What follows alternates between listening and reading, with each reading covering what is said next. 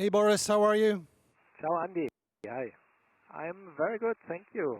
I found a little bit of wind. I'm on the J2 and sailing 80 degrees to the wind, trying to catch up with these front runners. It's an incredible match, isn't it? You would never have expected to see so many boats so close for the final match into Les Sables d'Olonne.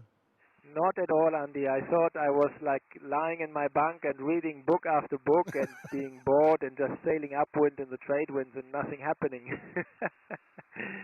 That's what happened a little bit in the Barcelona World Race 10 years ago. We had the keel system damaged, we had no J2, we had like a few compromises on our boat, and we had like the next competitor 800 miles behind, and the next one in front was 500 miles in front or something like that. So the race was over. It was just a delivery back home since like the South Trades, and that was very boring, very long. And now it's a present for us, a surprise that we have a funny little race.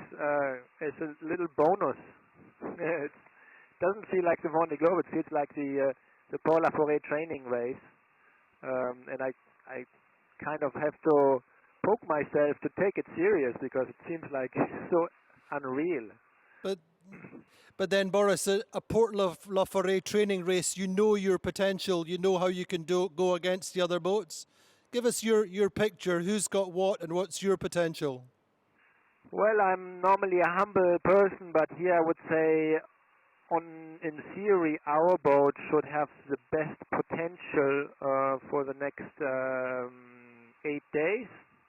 Starboard tack, so I have a proper port side foil, which is more efficient than Louis Bertin Maître Coq, and I suppose, I don't know exactly how Apivia will go, or maybe Apivia is the fastest, but then maybe, we have a very good potential in the boat.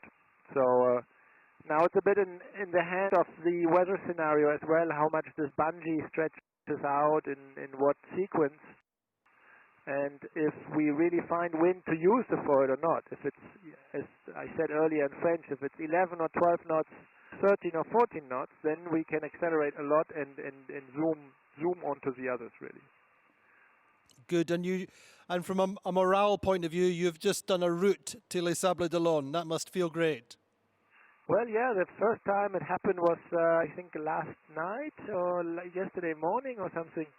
The GFS, just for jokes, I run it to the finish. I mean, it doesn't give us any relevant information at the moment, but it's just good for the morale to see that routing arriving at the finish, and then I do it again last evening and this morning, and it's showing 13 days.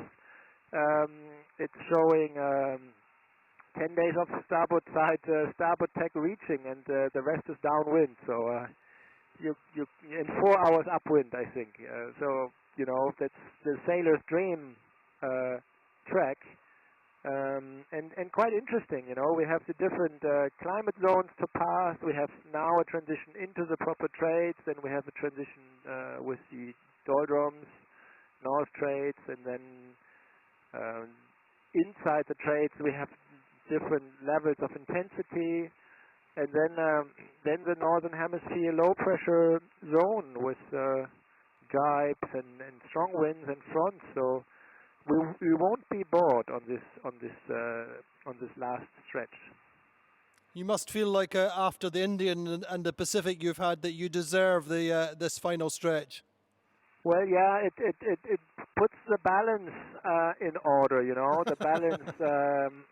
I remember a quote from Peter Herema after the last Vendée Globe. He said, well, this is a lot of effort for not so much pleasure.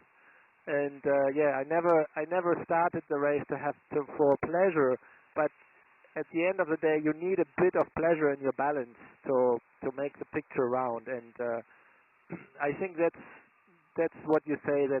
That's we all deserve that to recompensate a bit these tough days and the grey, cold.